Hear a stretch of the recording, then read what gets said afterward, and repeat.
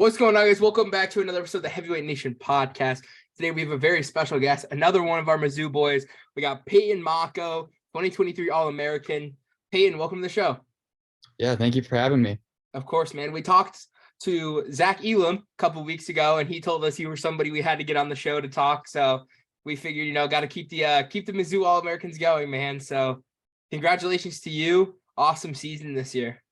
Yeah, thank you. That's awesome you guys had Zach on, man. He's one of my favorites on the team. We hang out all the time. So, yeah, that's awesome. Yeah, the Elam brothers are good people, along with your coach, Don Bradley. He is one of our favorite guests to have on. He's always a good time. So, obviously, gonna kind of talk about where it began for you. Who got you into the sport of wrestling? Talk a little bit about your high school and your youth career, and then we'll move on from there. Yeah. So, I think I started wrestling in first grade, kindergarten. Around that time, I think I brought a flyer home from school.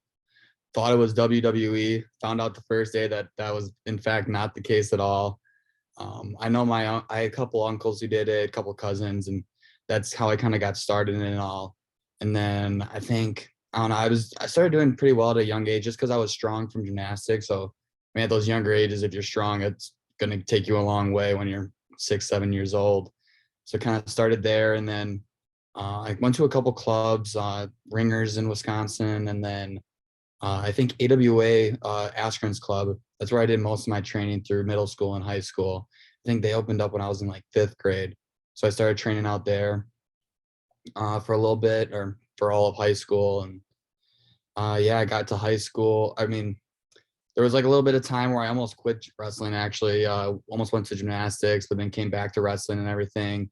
Started working with Ben a lot closer, doing individuals with him every week, and starting to take the sport more seriously. And just kind of went through high school, and I don't know, going pretty quick through the timeline here, but went through high school. I think I took 4th my freshman year, DMP'd my next year. I started as I was a 113 pounder as a freshman, then went up to 132, 152, 160, 160. So I kind of grew a little bit in high school, but won state my junior, senior year.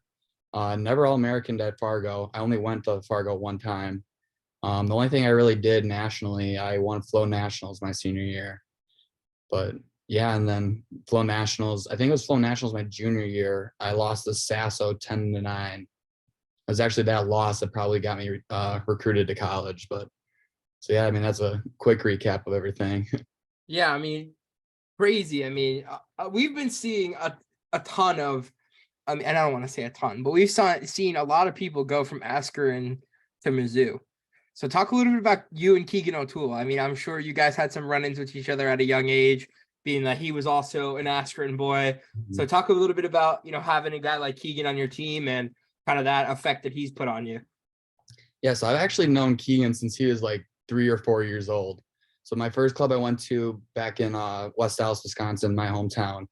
I remember Keegan coming in one day, and he wasn't even old enough to wrestle at the youth state tournament yet. So he's just like running around, bouncing off the walls, crazy. And ever since then, I was like, man, I just knew this kid was going to be good. Like, he's not even old enough to wrestle youth kids, and he's beating up like kids who are 8 or 9 years old, and he's like 5 or 6. So, I've known him for a long time. We used to go to tournaments growing up together. We used to sign up at tournaments under Team Mocco. That was kind of like our little funny catchphrase. I remember we went to a tournament in Minnesota one time, and a guy stopped me in the hall, and he's like, hey, where's this Team Mocco from? I see you guys have 2 guys in the finals. You guys are doing really well.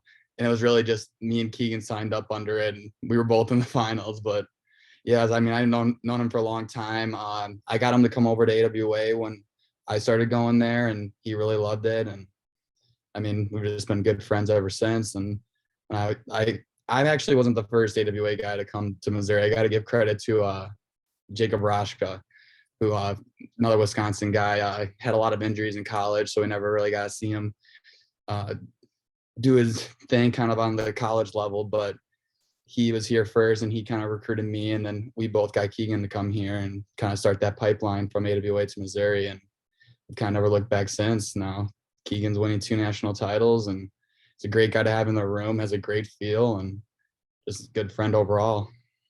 Yeah, I think honest to God, this year was a year, probably one of the strongest Missouri teams that we've seen. So talk a little bit about that whole team dynamic, and maybe was there anything different that you guys did this year that you think kind of put you guys one step ahead? Yeah, I think just I love how close like our team is. Like everybody on our team, like you can go to any single guy on the team and talk to if you need to or for something. And you never have like guys like putting each other down or anything. Like we're always trying to lift each other up and get the most out of each other. I mean, I think that was kind of just a big difference. And like everybody on our team loves to stay in the room after practice and like get a little bit more in, and like they just enjoy the sport of wrestling so much. And I think that's something that's so big on trying to like achieve at the college level is it's such a grind. Like our season's so long. So if you're not enjoying it, you're not going to be able to make it. And so I think this team just really enjoys wrestling so much that that was a big difference from this year to past years when I was on the team. Like guys would stay after practice and we're working all these crazy scrambling positions, or guys who need to work on hand fighting. Everybody's working something to get a little bit better and they're enjoying it while they're doing it. So, I mean, shoot, I'm excited for next year too. We got 5 All-Americans coming back, and I think we can be even better next year than we were this year. So I'm excited. Yeah, I'm trying to think. It's you, Rocky, Zach, Keegan, And and Brock. Brock Mahler. Okay. Yeah, I was missing out Brock Mahler there, but I mean, crazy. Returning 5 All-Americans is, and you're what? You're only graduating what? One starter? Uh, Two? 3, Three. Okay. 3. So still, Yep. you're bringing back half your lineup, Mhm. and that just so happens that those 5 guys all are All-Americans. So you're bringing back 2 other guys as well. So next year, you think next year might be a year for Missouri to kind of climb the ranks and maybe bring home a team trophy? Oh yeah, for sure. No reason that Penn State's going to be always hard to beat. Obviously, they're a very good team at every single weight, but I think if we wrestle our best, we can be there at number 2. And if it's a good tournament, like I'm not going to say that we can't. So Yeah. And I don't think there's definitely, anybody out there that could say that you guys probably are not a top 3 you guys have to be ranked preseason top 3. There's yeah, no way that, so anybody out there who does the rankings, you better see Missouri as a top 3 preseason team, because I think preseason wise, I would put you guys probably at number 2. I mean, Iowa has lost pretty much half their lineup. I mean, Penn State's bringing back what? Just three of their studs are coming back. 4 of them. I mean, they're always going to be a good team. Like they just have so deep. But I feel like you guys have to be 2, oh or yeah, 3, three at the farthest down. I don't know who they would put above you guys, but maybe Cornell. But I mean, they're losing Yanni, so, hmm. and Vito. So Is Vito done? Or do you have one? he's either done or 1 year. So Okay. either, I know Yanni's gone, which that's Yeah, immediately takes a hit out of them anyway. yeah. So I don't know. We'll see. We'll see when the preseason comes a little closer if they do Mizzou dirty or not. I hope they don't, because very talented team, and I'm sure you guys, like you said, you're losing 3 guys, but I'm sure you have guys in the pipeline that are ready to go ahead and fill the shoes and come back and wrestle Oh, even harder. oh yeah. Yep. We definitely got guys who are grinding every day, who I think can do just as well as the guys we lost. So I'll be Yeah. excited to see them starting to get out there on the mat and wrestle it out. Yeah, man. So talk a little bit about that coaching staff that you have down there. I know we see Cedric Maple, we see Don Bradley. So talk a little bit about having guys like that in the wrestling room with you guys, and being able to, have those guys at practice and on in your corner during meets and stuff. Yeah, yeah, I love our coaching staff at Mizzou. I think I'll start at the top. We got Coach Smith. He's kind of like our Yoda, I like to say. He's so wise, and like he might be a little older, but he is a brawler too. Like I don't know if I've ever seen a head coach who like he comes to every single one of our lists and he's doing every single exercise with us. I'm like, that's crazy, but that's also awesome. So like that's super cool. Smith, he's so smart and he just is like a good energy in the room. You got Tyrell Todd, one of our assistants, who gives you that Big Ten feel, which is huge for me because I've just grown up with all the scrambling, so I need that hand fight feel too. And he's just a great person that you can go and talk to about anything as well.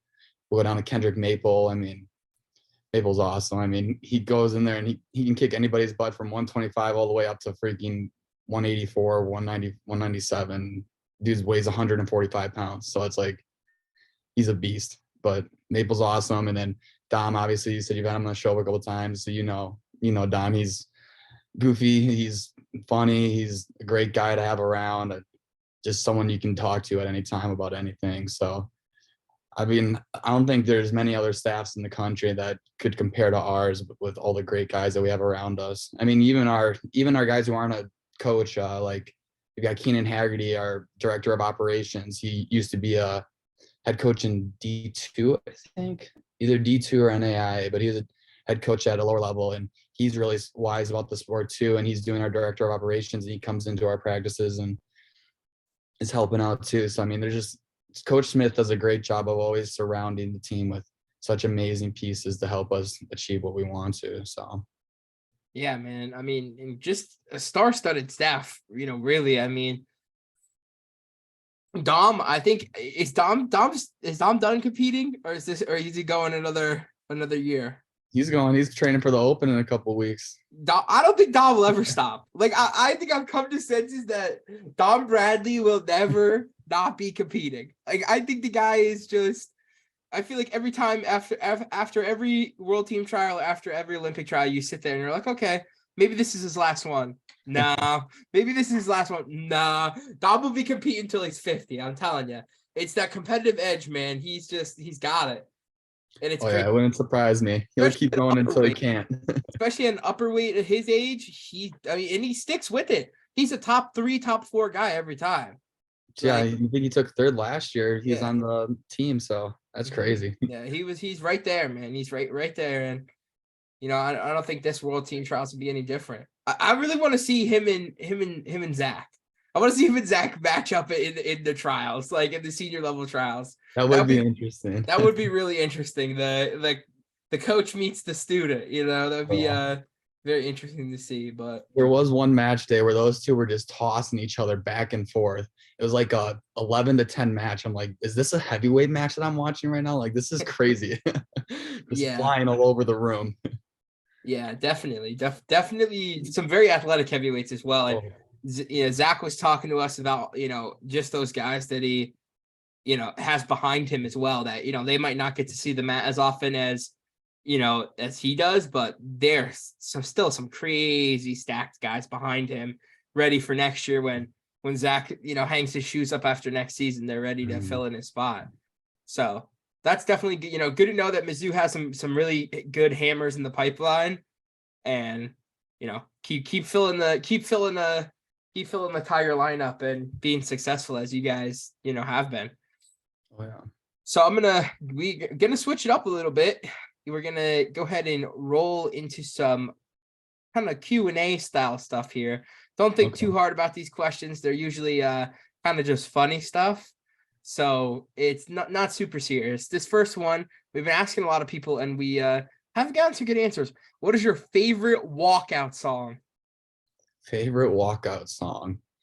Last couple of years I've gone Regulate by Nate Dogg and Warren G. I don't know if it's a great walkout song, but it just kind of cracks me up before my match, just because Maple and Dom say it doesn't match my personality at all.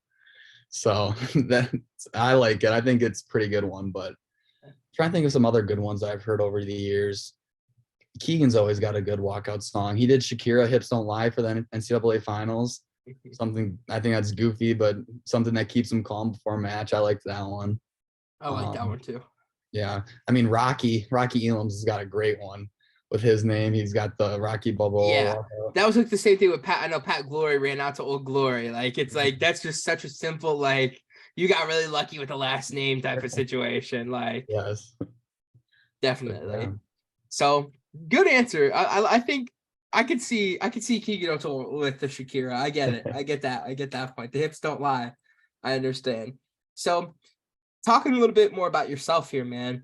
What was that like when you finally, what was going through your mind when you realized you win the match and you're going to become an All-American?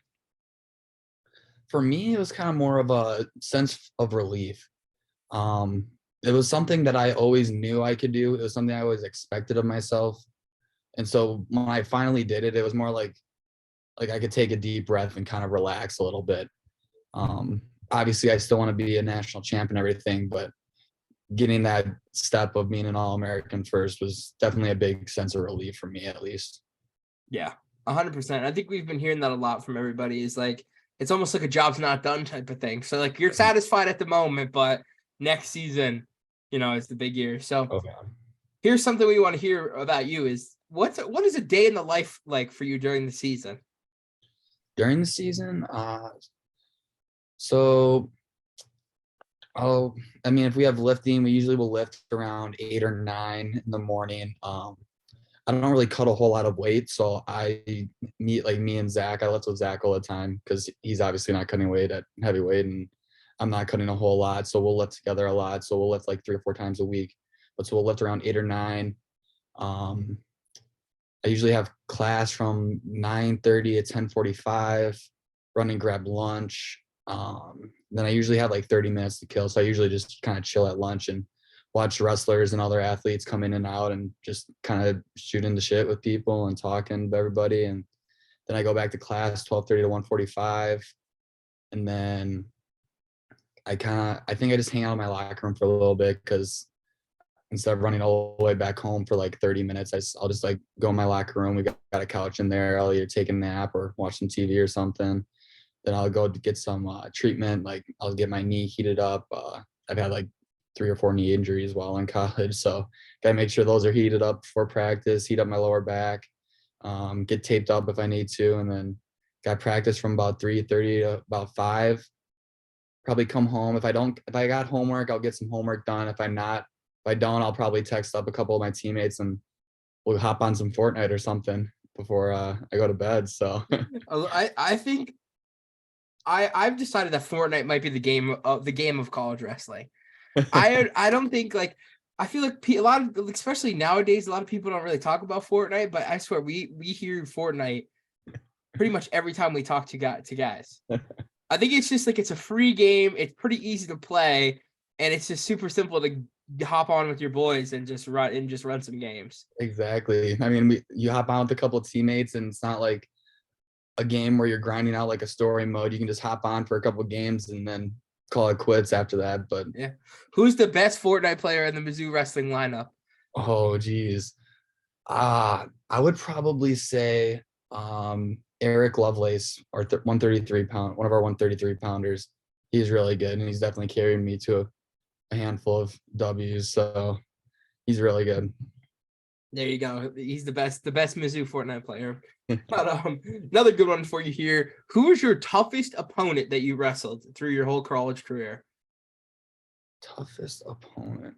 Oof. That is a tough one.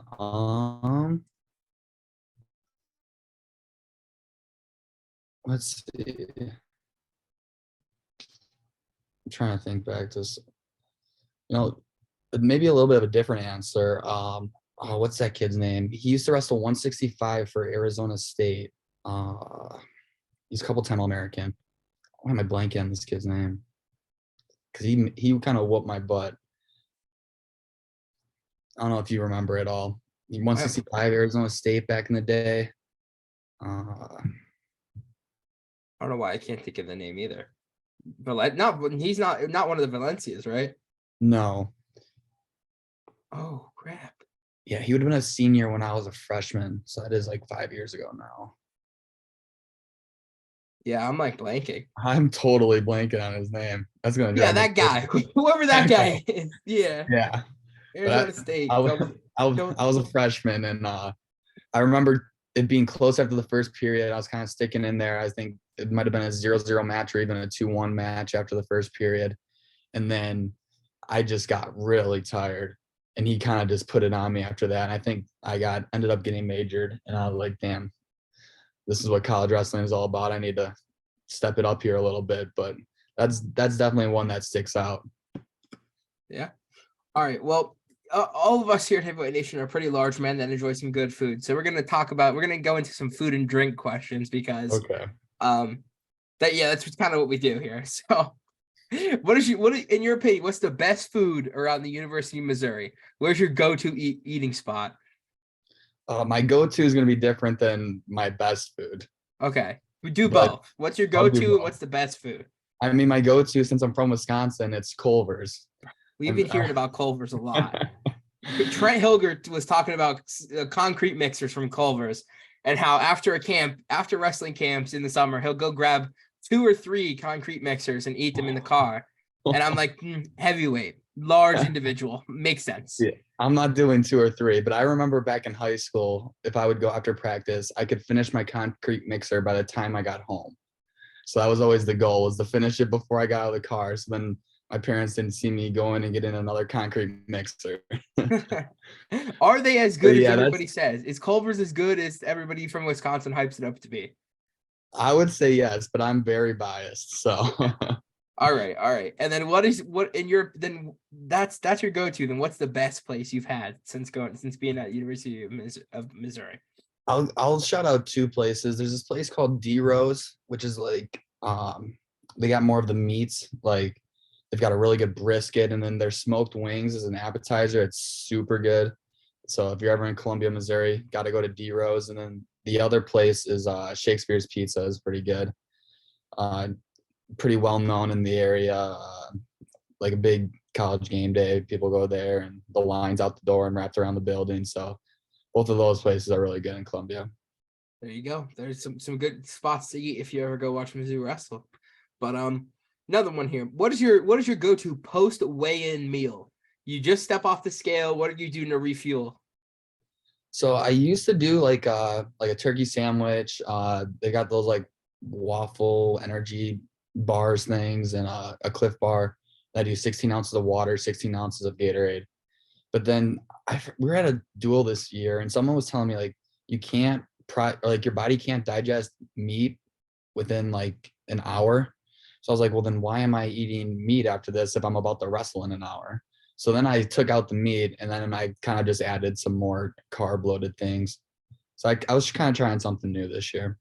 Yeah, we heard a lot of PB&J. A lot of PB&J people are eating. A lot of people. Some people are just really focused on the drinks.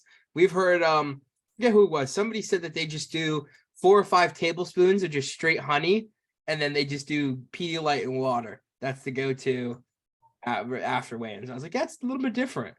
One of the crazier ones I've seen on our team, Rocky Elam does like a smoothie. I'm like, I don't know how that would feel about that sitting in my stomach, but it works for him. So he Yeah, can we keep heard some going. crazy stuff. We've had people say chicken noodle soup. Some guys eat chicken parm. How you eat chicken parm and then go wrestle on a 1-hour weigh-in, couldn't tell you. There'd be chicken parm on the wrestling mat if that was me, but I once did I think it was the semis for Big 12s there that first night, and we had burritos from Chipotle ordered to the arena. And I was stupid enough to eat my burrito like an hour and a half before my semifinals match. And I was definitely feeling that one when I was out there. I bet. Yeah, and that's another hot take. Zach Elam came on this podcast and said he didn't like Chipotle. I Whoa. said that's cap.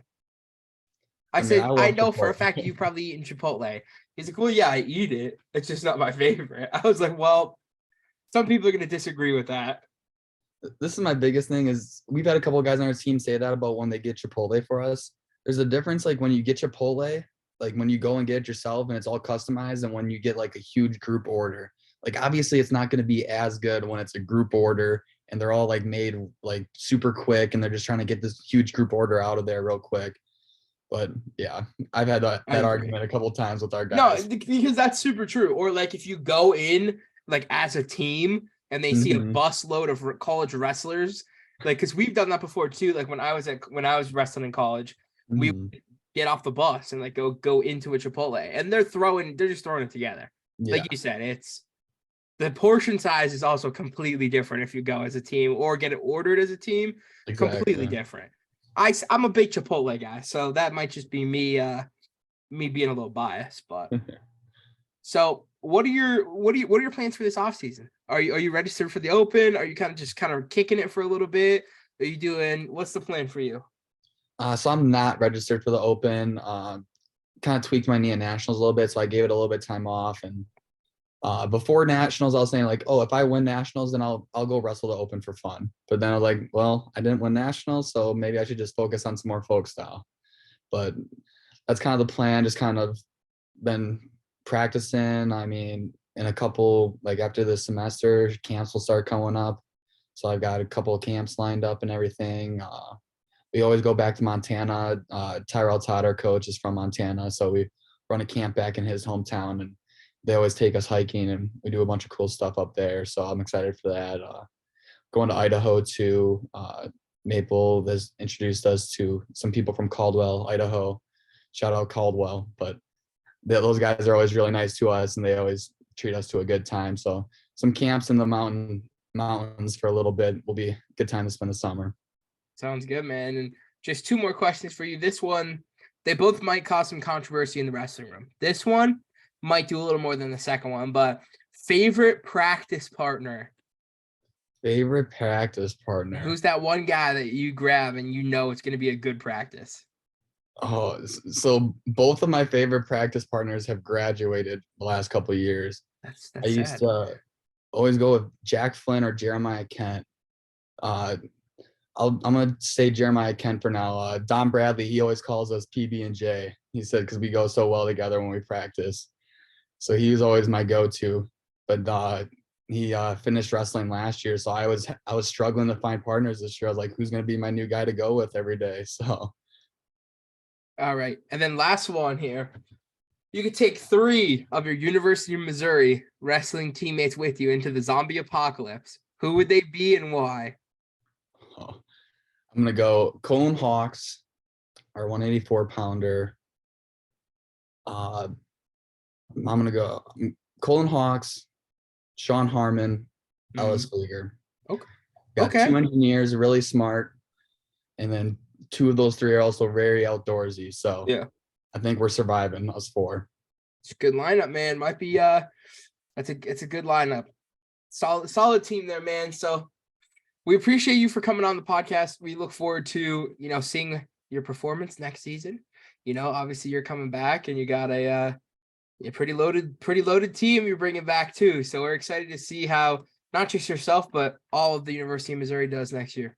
Yeah, thank you. We're excited for next season and yeah, go man. kick some butt. Thank you for having me. Of course. Let's hope we can get you back on next year. You and all the boys coming back for, another round of All-American podcasts. Let's hope we get you back on. Sounds good to me. All right, man. Sounds good. It's been another episode of the Heavyweight Nation podcast. We'll see you guys later.